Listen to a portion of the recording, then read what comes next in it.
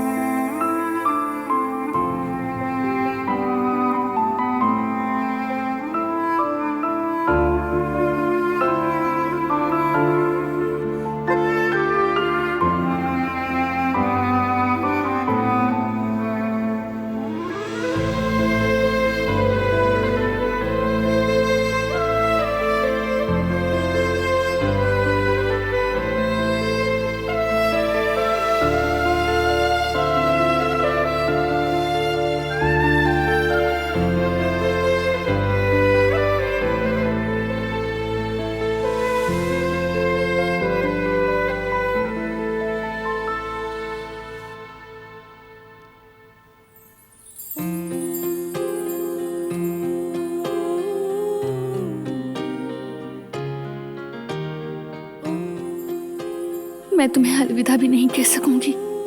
मेरे सारे अल्फाज मेरे साथ चले जाएंगे।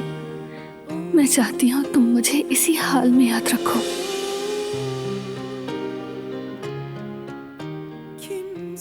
मैं शिकवा नहीं कर रही, यही मेरा नसीब है।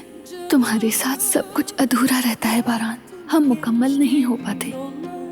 Senin de yüzünde iz bırakmış yıllar, hüsrandı sonu hep, sensiz geçmiş anlar, olur da gidersen अम्मी मुझे ऐसे ही गले लगाकर तसल्ली दिया करती थी।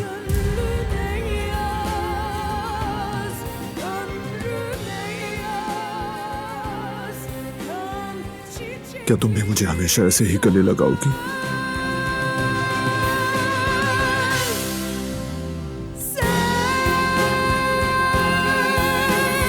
güneşi vurulmuş bir ay gibi ben, yağmuru bekleyen toprak gibi sen, üstüme düşmüş çiğ tanesi ben, kurak bir çölde buldum seni.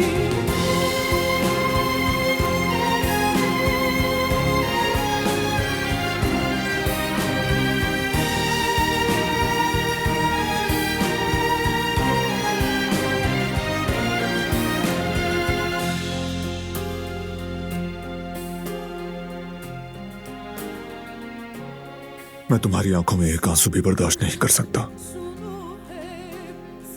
इसलिए प्लीज मत रो। Geçmiş gitmiş anlar, olur da gidersen belki bir gün yaz, gönlüne yaz, बारान, मैं yaz, kan çiçekleri son. माफ कर देना। मैं जो करने जा रही हूँ उसके लिए माफ कर देना।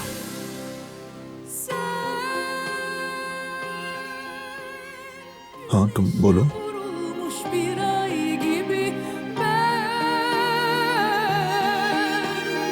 yağmuru bekleyen toprak gibi sen,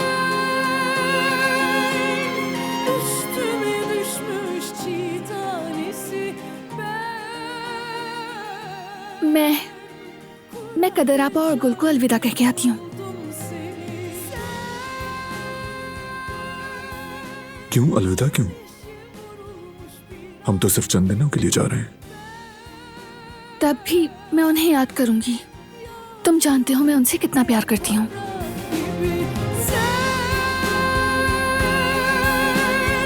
üstüme düşmüş çiğ tanesi ben, kurak bir çölde buldum seni. वो कहानियाँ अधूरी जो न हो सकेगी पूरी, उन्हें मैं भी क्यों सुनाऊं, उन्हें तुम भी क्यों सुनाओ।